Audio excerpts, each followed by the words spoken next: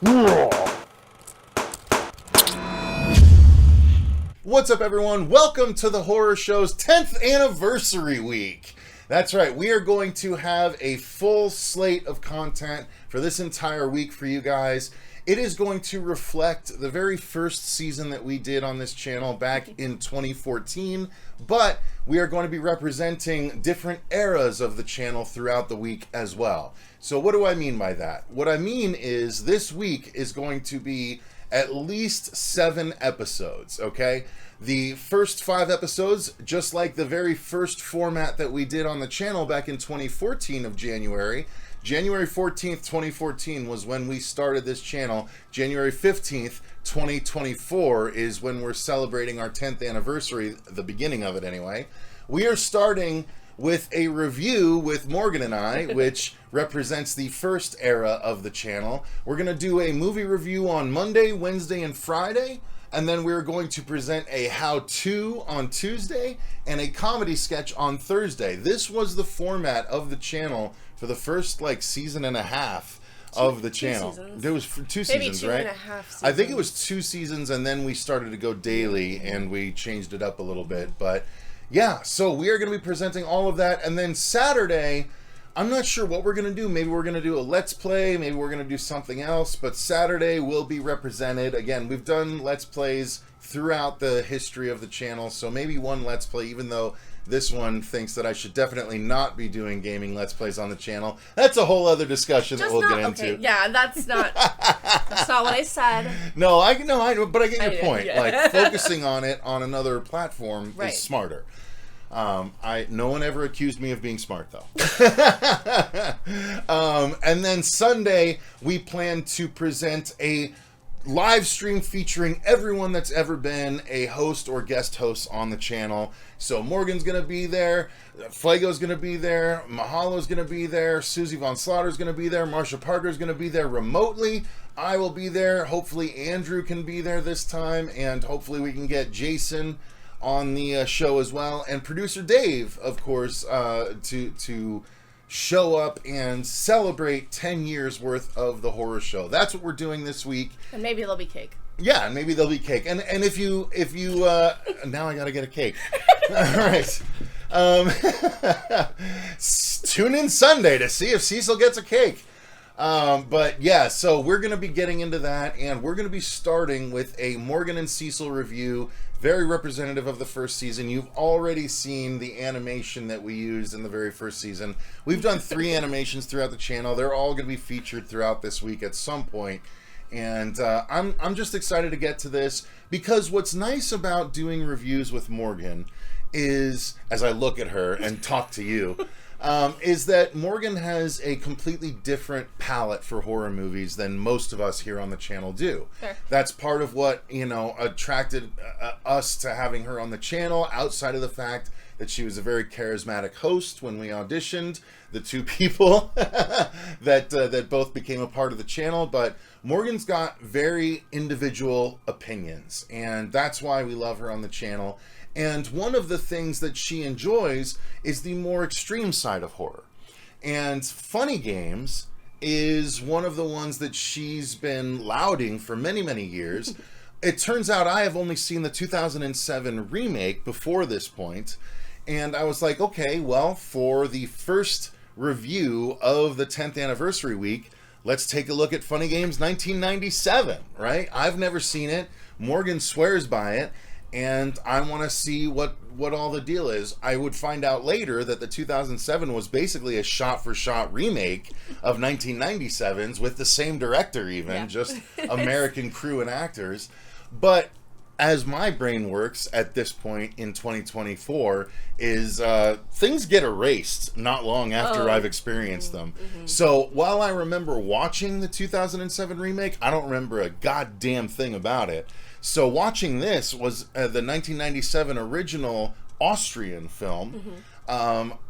I don't remember a goddamn thing about the story, so I was in from the beginning to see how it unfolded.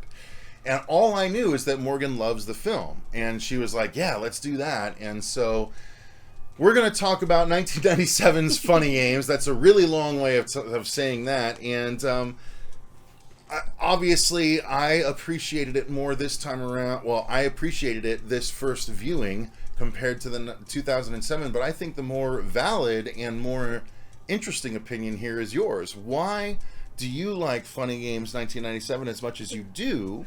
Well, I like them both. They both have merits. They're both amazing. I think the actors in the remake are, like, they do a really great job. Obviously, it's a lot easier to... It's easier to enjoy the movie when you don't have to sit and read subtitles. I'm just saying. I don't mind subtitles. I love subtitles, but to just be able to... I love them. I just wish they weren't there. No, it's just easier for your brain to be able to focus on everything going on the screen when you're not constantly looking down to see the subtitles. It does allow more appreciation of the cinematography and Sure. the actual filmmaking. Right. I totally understand that. It's a very valid point. Right. So, I mean, you know, and there's a polished aspect to the newer one because they're, like, actors and actresses that we know, whereas with the Austrian version, they seem more... every day. I don't know. To us, as an American audience, exactly. for sure. I don't especially. know. They could be big stars over there. I don't know. Very well could be, yeah. And maybe not. Maybe it wasn't on purpose. But they do look a lot more like just everyday people. So it has more of like a, this could actually happen to you feel. Whereas the remake is a little more, because we are familiar with the faces on the screen, it's a little more like, oh, well, that's this actor and it's that, and it's obviously a movie. So it does kind of take you out of it. I'd be interested to see if somebody from over there would feel how they would feel about the remake. You know what I mean? Because it is pretty much literally shot for shot. It's the same movie. If you've seen one, you've seen them both. But there's merit to watching them both. And yet, as I watched this, I did not have any feelings of like deja vu outside of a little bit of wardrobe here and there where I was like, oh yeah, this is going to happen. This is going to happen. It was all definitely new to me, and I just let it sort of wash over me, which was a really great, like, this film is super interesting for reasons that I think people uneducated about the film wouldn't realize. Right? People deep. talk about the film as though it's just an extreme horror movie, kind of like Martyrs, right? Where they're like, it's mentioned in a similar breath, though. Sure, no, give it that. I agree with you. And so what I'm saying is, I don't agree with that. Both of those movies are talked about, but the reason the people, the uninitiated, talk about them are not for the reasons why the films are good. They don't know the films. No, they're very different. Yeah, they expect something out of them, but they don't realize what they are. To me, Funny Games, and this is to my overall thoughts, I really enjoyed the film from a filmmaker's perspective especially. Because it did things that, like, no other films in the genre does, especially without rules, prompting. for sure. It broke rules. Exactly. It definitely broke rules. It did something at some point in the movie where I was like, wait, what the fuck? Did that just happen? Is this that kind of movie? Are you allowed to do that? Yeah. Like, can you do that? And then it just did its own thing, and I'm like, yo, all the different things that happened in this film made it stand out to me as wholly unique in the genre and interesting as hell.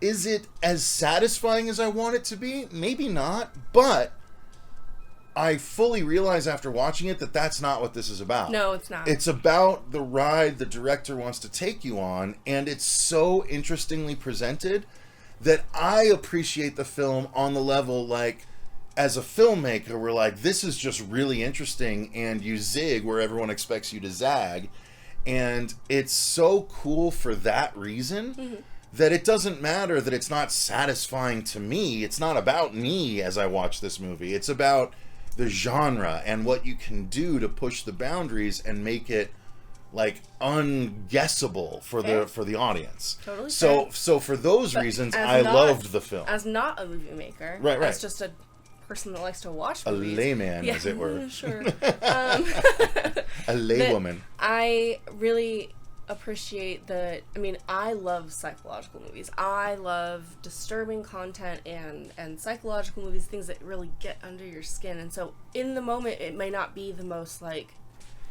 action-packed. A lot of times they're a little more slow burn. Yeah. But what's cool about Funny Games is it's not a slow burn. So if I can just reference, but you brought up Martyrs, so I'm just going to say, I felt very strongly that Martyrs could have been a short. In a way, it could have probably been a 30-minute short, and we would have gotten the shock and awe and stuff, but it's kind of about having to suffer through with the character. But the majority of the movie is so slow, and it's just, okay, it's, yeah, we get it, she's suffering. And then, pow, it hits you at the very last minute. Funny Games actually has action all the way through. It keeps you engaged the whole way. Very engaged. It's not slow. It's not... So you can watch it, but it also has rewatchability because there are so many little nuances, and it's very psychological. It's very clearly a movie you can take other things out of as you do rewatches. That's what. So I said that the movies are shot for shot. They are. But you did maintain that there was some stuff done a little bit differently. Well, I felt, as an American watching it was interesting to hear those thoughts, though, as we were going through it. So. But if I were not to watch them literally back to back, I would have a hard time recalling every single detail. I know that makes it sound like it's forgettable, and it's not. But it's just, it plays with your mind like that on this level where you can rewatch it even though you know. It's not forgettable, it's unassuming.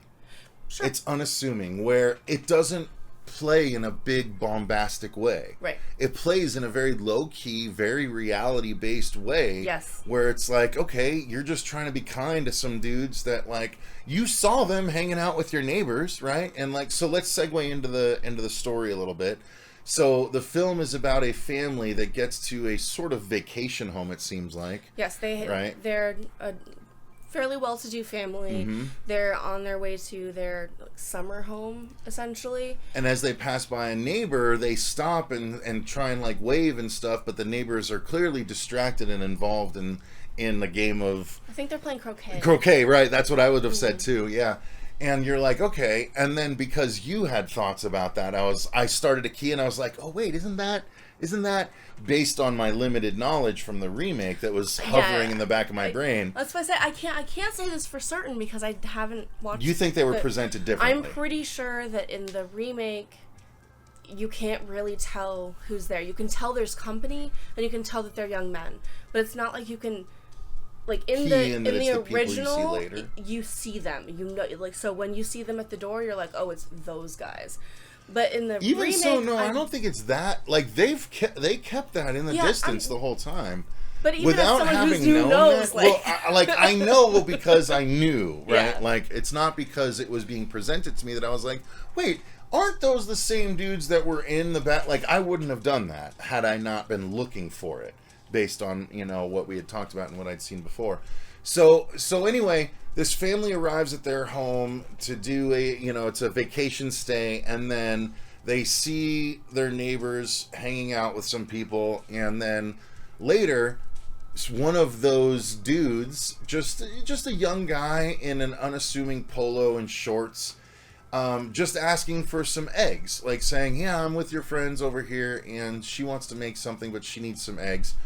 And then it becomes like these eggs become like a whole scene, and then we learn relatively quickly that this gentleman and his cohort, the very unassuming young men, do not have good motives, and they are intent on truly fucking with this family and others.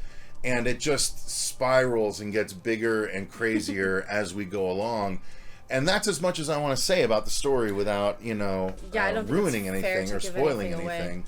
It's just a really unassuming and yet interesting setup for a film. Mm-hmm. And then it becomes about these characters that you've learned about in one way, shape, or another, and seeing how the situation plays out. And it goes places that I didn't expect.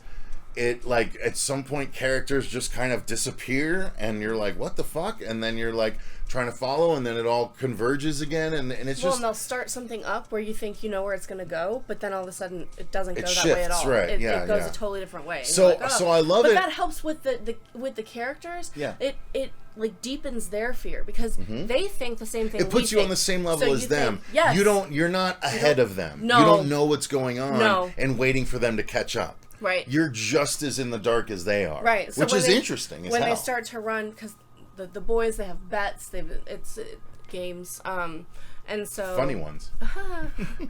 But there's one point in time, I probably shouldn't Don't specify, no, just allude. But there's a point in time where they have the wife stand up, and they're talking about her and everything, and breaking her down, so to speak. You feel like you know where that's going, and you can tell that she thinks that's where the husband thinks that's where it's going.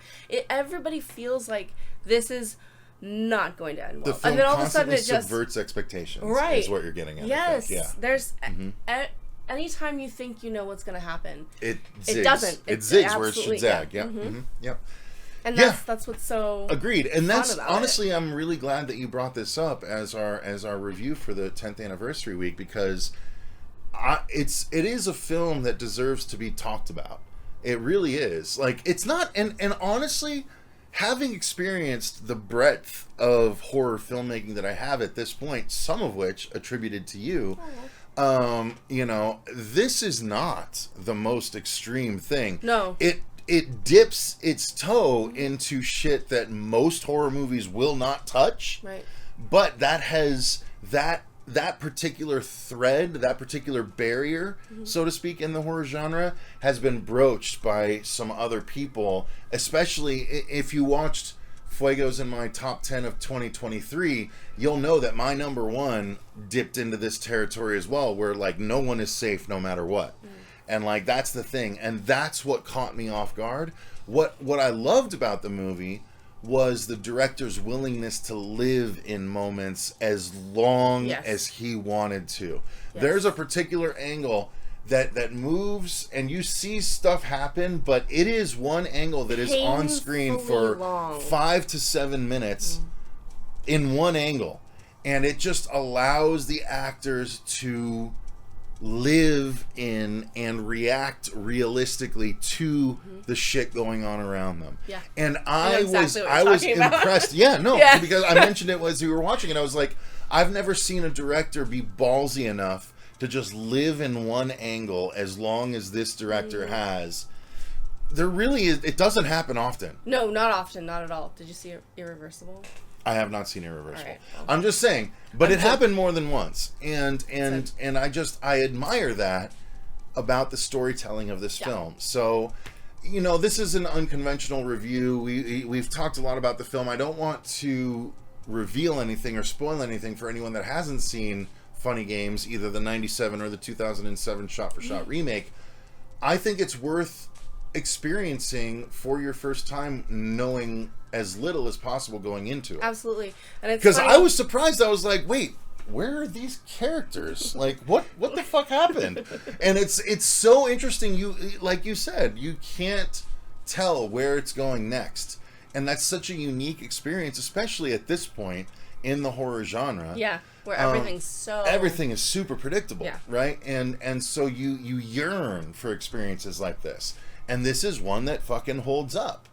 That's why I always tell people when they're like, well, which one should I watch? Because usually the original is better. But I am going to tell all of you out there, I do not care if you want to read subtitles or not.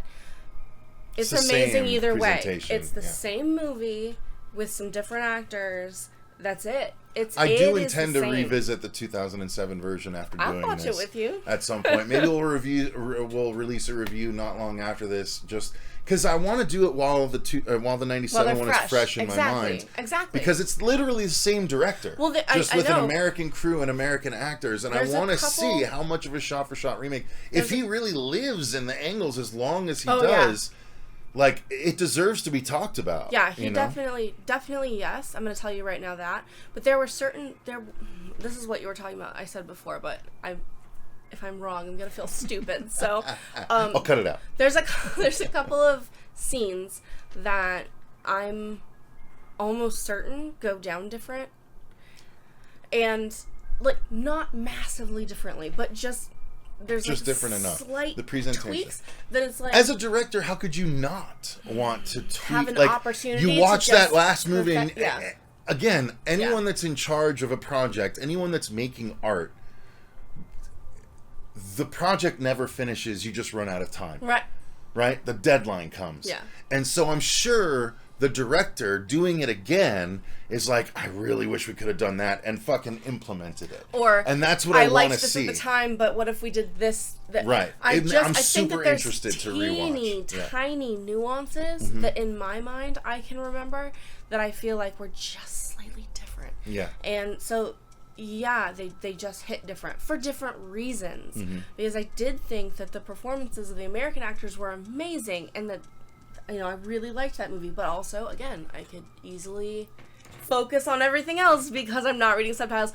But also because with the original, with them seeming more like regular people, like all of us, and not big movie stars, there's merit to that too. Like it's amazing. It's great. And just to sort of keep this in the parameters of the formula that we normally do our reviews in, we've spoke about the story. The acting is phenomenal throughout. Like there's no weak points there. The filmmaking we've touched on. It's super interesting and unique in the genre. Plotline's amazing. The effects, like, it doesn't need like flashy effects. It's a lot of aftermath effects, but still super. It's also not super like engaging, bloody or anything like. So if you're not into that, you don't have to worry about that. There's the majority of things that people don't want to watch horror movies for, your grape scenes and your it's not in here. It's not in here. Yeah, there's so much to the imagination that they just don't. So it's absolutely terrifying, but just in a completely different way. Right. The subversion of expectations makes it so engaging in a lot of different ways that you don't anticipate. So, yeah, and you know what? That's pretty much as far as we can go without spoiling things about the film. It's very well made. It's unique in the space. The acting is phenomenal, and it bred a shot-for-shot remake 10 years later for American audiences. So what more do we need to say about this film? Make sure you check it out. It is from 1997. Funny games. And let us know if you've seen it. What are your thoughts in the comments down below? Thank you for joining us for the first episode of our 10th anniversary week. Thank you, Morgan, for stepping back in and getting this going once again. I had a lot of fun making sure we could use that original animation. Me too. so yeah, thank you guys very much for watching. Thank you to all of our patrons for supporting the channel the way that you do. Stay tuned. Tomorrow we're going to be presenting the how-to, which is going to be led by Robert Duell. And let me take that back. Stay tuned tomorrow for the 10th anniversary how-to, headed up by Robert the Wolfman, as we show you how to encapsulate something that you really want to keep, in my case, a bit of memorabilia from Dylan's New Nightmare. Then on Wednesday, we have a review that is representative of the mid-section of the horror show. And then on Friday, we do a review with a wider variety of people throughout the horror show. And I'm not going to reveal what movies those are. Stay tuned to the channel. Thursday is going to be the comedy sketch, which I am tweaking, but is really funny as of right now. So I hope you guys enjoy 10th anniversary week. Thank you for being part of this channel for any length of time, whether you just subscribed yesterday or whether you've been a long hauler here since 2014. We greatly appreciate each and every one of you. Thank you to all of our patrons for supporting the channel the way that you do. Until next time, tomorrow, I've been Cecil Laird. I'm Morgan. And remember, stay scared. Jesus.